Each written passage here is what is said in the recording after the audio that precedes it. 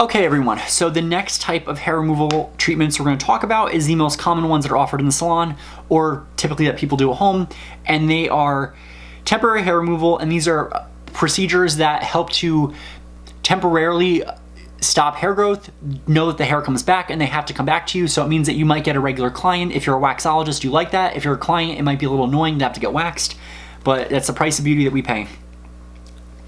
So typically, the first type of hair removal service is shaving. Shaving is the most common form of temporary hair removal, particularly of men's facial hair. This chapter is usually also where I'll include the barbering section because it goes along with their state board shave. Men will always shave their beard at home, or they'll go and get it professionally shaven at a barber. Know that the targeted area should be softened by applying a warm, moist towel and then applying a shaving cream or lotion that has excellent lubrications that will also calm the skin and prevent inflammation. An electric clipper may be used, particularly to remove unwanted hair at the nape of the neck. The application of pre-shaving lotion helps to reduce any irritation, and an electric trimmer can also make short work of unwanted hair at the nape of the neck. So you can use this during barbering, you can use this during the shaving procedure. Typically men will just use I just use a Gillette, and that's what I do. What I'll do normally with my class, if I have a class member that is interested in shaving, they do the extra classes, I'll come in when they open the clinic and I'll have them practice on me if they have to get their practice in. Rather have them mess up on me than another client who's not as understanding. Know too that this is another hair myth that everyone thinks this. I don't know where this myth comes from. It drives me crazy.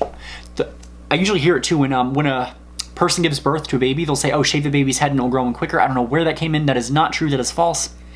Know that shaving does not cause the hair to grow in thicker or stronger. It only seems that way because when you shave, you're going to blunt that hair, and what happens is the hair is blunt, it feels coarser and rougher, like your beard will feel rough, and that gives the illusion that your hair is thicker, but it's actually not.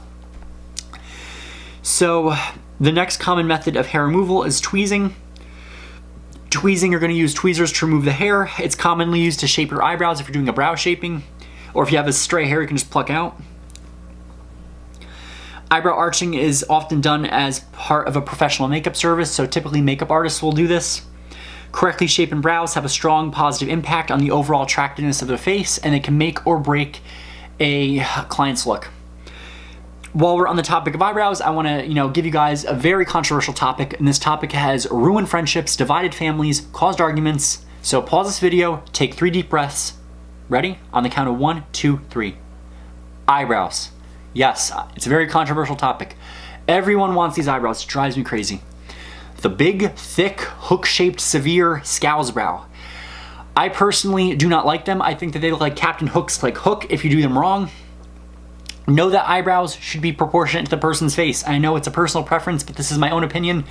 Look up the video on Snog, Marry, Avoid on scowls brow if you really want to learn about funny trends. So, know that the natural arch of the eyebrow follows the orbital bone or the curved line of the eye socket, but hair can grow both above and below the natural line. You want to remove the hair that grows above this and below this for a more natural look. If your hairs are all over here, remove these hairs so you can get more of a focus in the brow, and that way your brow stands out in a positive way. Some people may pencil the brow on, and that's a whole different story. So check out your tweezing procedure. You will have to tweeze for your state board if your state requires a practical like Jersey, and the tweezing, you're supposed to take the hair and then pull upwards, and then have a little cotton to put the hair on. There's a science behind this.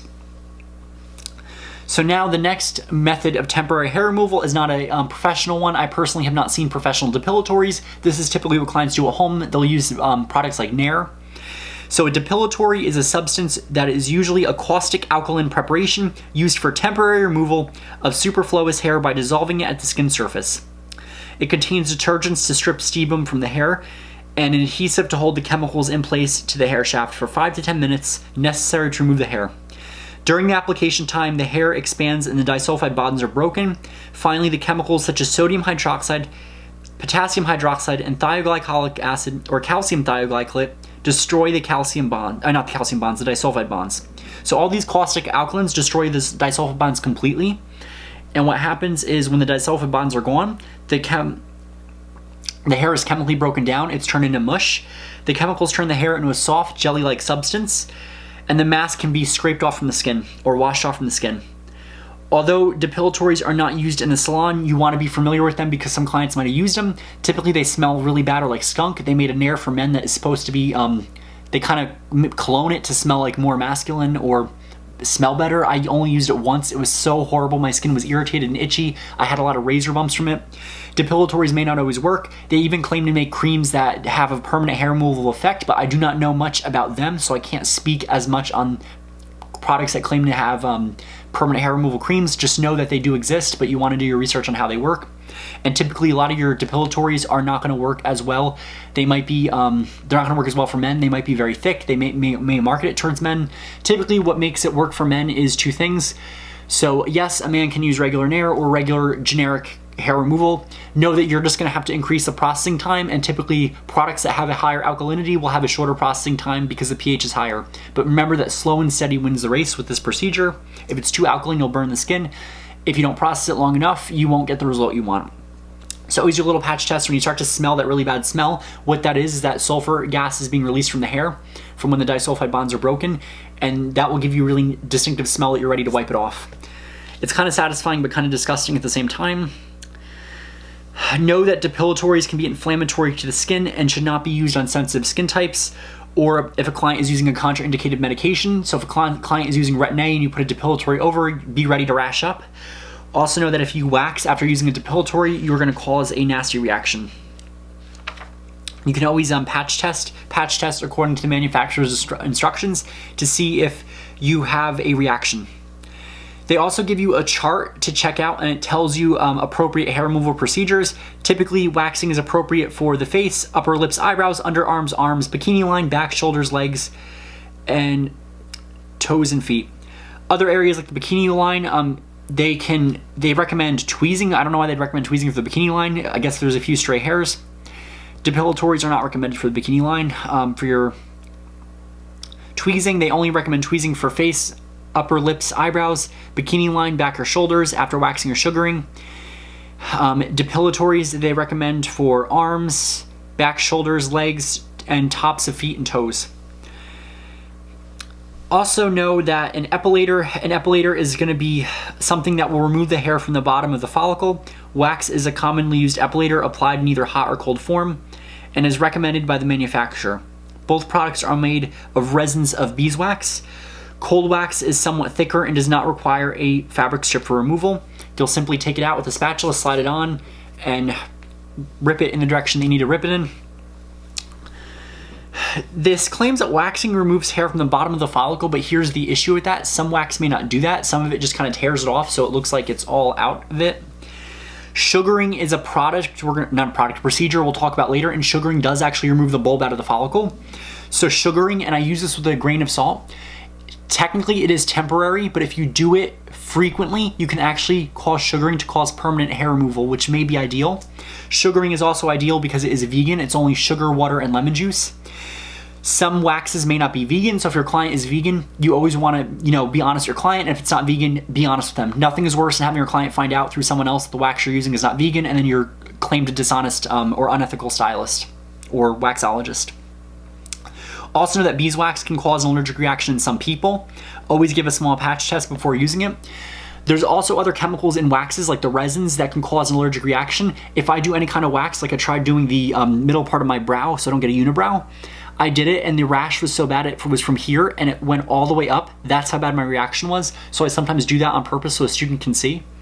I took photographs of my last reaction. It was so bad that I had to walk around with a big old rash, and it looked like I had almost like shingles or something. It was really bad. It was dark purple and really itchy. So know that when you do waxing, it takes longer for the hair to grow back because some waxing types will remove the hair from the follicle. The time between waxing is generally 4 to 6 weeks, longer or shorter, it depends on the client. Know that waxing can be applied to various parts of the face and body, such as the eyebrows, cheeks, chin, upper lip, arms, and legs. On male clients, the wax can be used to remove hair on the back and nape of the neck. So you can go back here if they have an odd hairline and you want to get an even hairline. Know that hair shorter than 1/4 of an inch may not adhere to the wax. The hair should be at least 1/4 of an inch long for waxing to be effective. If the hair is shorter than 1/4 of an inch, it may not adhere to the wax. Hair that is more than 1/2 an inch should be trimmed before waxing because it may be very painful for the client. And know that when you remove vellus lanugo hair, it may cause the skin to temporarily feel less soft. When waxing is done properly, the hair will not feel like beard stubble when it grows out. Before beginning a wax treatment, be sure that the client completes a health screening form and signs a release form just in case anything happens. And you always want to wear disposable gloves when waxing because you might expose yourself to a bloodborne pathogen if a client bleeds. It's just being sanitary too. Like, you don't want to use dirty hands when you're touching wax. You want to have clean gloved hands. Have the clients here throwing the gloves away. Also, when you have your waxing room, think about what kind of music you're playing. If you're playing soft music, maybe the client will request you play a special song. Maybe you set it up like a spa. It depends on the setting. Make sure the room fits the ambiance of the area. Also, make sure your area is clean. You don't want to have everyone's hair all over the bed. That will look really disgusting and unsanitary. Also know that, don't do this, and I've seen this before, where you go in somewhere and the trash can is overflowing with gloves and there's dirty gloves on the floor, an old waxing strip with someone's hair in there, and under no circumstances should you double dip. This drives me crazy. I'm gonna give you guys a really bad image. Think about someone who gets a manzillion or bikini wax, and then the client takes the hair that's from their hoo-ha area on the stick and they dip it back into the pot. Guess what's gonna happen? When you go back in there and you reheat that wax, there's gonna be a nice layer of all their thick hair from their hoo-ha area, and imagine your client, or not your client, your waxologist scraping that off. Do you wanna be known as that person that does that? No, so don't do it. You can spread disease that way, it's disgusting. Also know that too on men, I had a student that did this once. Men, if you have a mustache or beard, do not wax it off. You're gonna cause bleeding. I had a student that decided to wax off one side. It got all inflamed and red, and he tried to wax off his other mustache area. And I'm like, what are you doing? You're gonna cause like a flare up. You're gonna cause scar tissue. You're gonna cause a bunch of nasty stuff. So don't do that in your face. Women, typically because they don't have as thick of a mustache or beard hair, they can do face waxing. Men, if you're gonna do any hair removal, go to a professional and get laser hair removal if it's that much of a bother. So know that there's some safety precautions with hot or cold wax. To prevent burns, always test the temperature before applying it to a client's skin. Always use a wax heater. Never take wax, because it's metal, put it in the microwave or scrape it out and put it on a stovetop. You're gonna get it way too hot and boiling hot, and you can cause a 2nd or 3rd degree burn if you're not careful. Also know that you don't want the wax to come in contact with the eyes, because if they react, they can go blind. Do not apply wax over warts, moles, abrasions, or irritated or inflamed skin. You don't want to remove hair protruding from a mole because it can irritate or cause trauma to the mole. Know that the skin under the arms is sometimes very sensitive. You don't want to use hot wax under here. You want to use a cold wax. Know that the skin under the arms is sometimes very sensitive. I just read that. Know that redness, swelling can sometimes occur after waxing sensitive skin. You always want to apply a nice cooling aloe gel and a cold compress to calm and soothe the skin. Remember that cool products contract the skin and they shut off any blood vessels that are inflamed. So if there is any bleeding, it will be minimal to none if you're immediate with cold compress. Ooh, get it right on there. Nothing is worse than going and then, oh my gosh, she's turning red. So always have the cold compress ready. Aloe gel is very important. Don't apply any products with a lot of alcohol. That'll be very uncomfortable and very irritating. So read your procedure for eyebrow waxing and body waxing. The next type of hair removal is threading. This is typically very common in Middle Eastern cultures, such as Persian cultures. Some places in India are known for threading. Iran, Iraq, those areas are all known for, and even Egypt, or where threading came from. One of my friends, Shabi, taught me this. It's a really complex method of doing threading, but it's like your neck and movement play a role in it. You tie the thread around. And threading is defined as a temporary hair removal method, whereby a cotton thread is twisted and rolled along the surface of the skin, entwining the hair in the thread and lifting it from the follicle. This technique is still used in many Eastern cultures today. Threading has become increasingly popular in the United States as an alternative to other methods. Threading does require specialized training, or you can teach yourself online if you just want to know how to do it. Now, my next and my most favorite method of hair removal.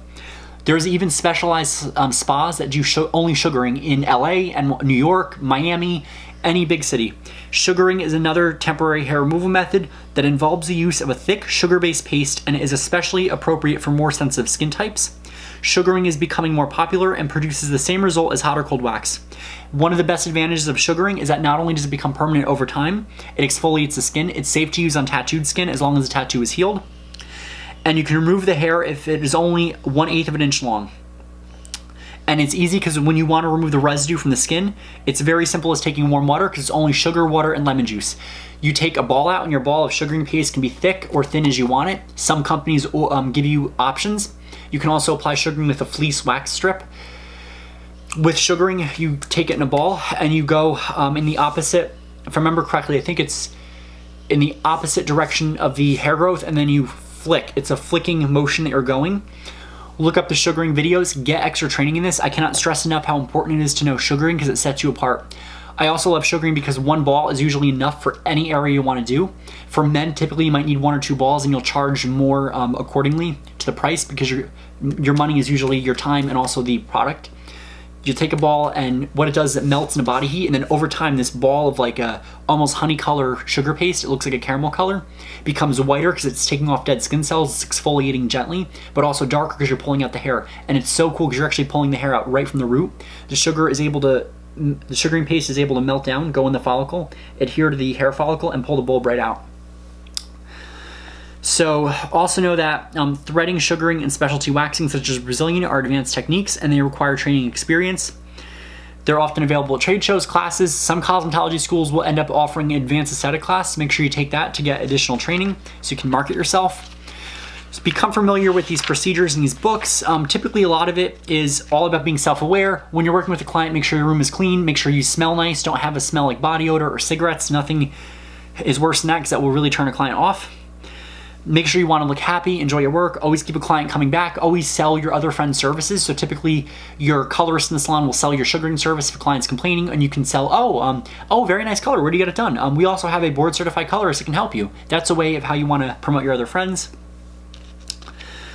Always be professional, and if you want to promote yourself, ask first for permission, get a client, see if you can take one area of a hairy area, take a photo of it, and then come back and show it months later with how the procedure is going. Promote yourself on Instagram by talking about the procedures you use, explain how it works, why it works, and the science behind it. Here's a really good tip too for the eyebrow tweezing. In order to determine the best shape of the brow, hold the base of the comb or spatula against the corner of the nose with the other end of the comb and spatula extending straight up toward the eyebrow. This is where the brow should begin. Hold the comb or spatula so it extends from the corner of the nose to outside of the corner of the eye. This is where the brow should end. So there's a way of shaping brows. This is just one technique. There's other techniques. Make sure you read that. Know what kind of brow they want.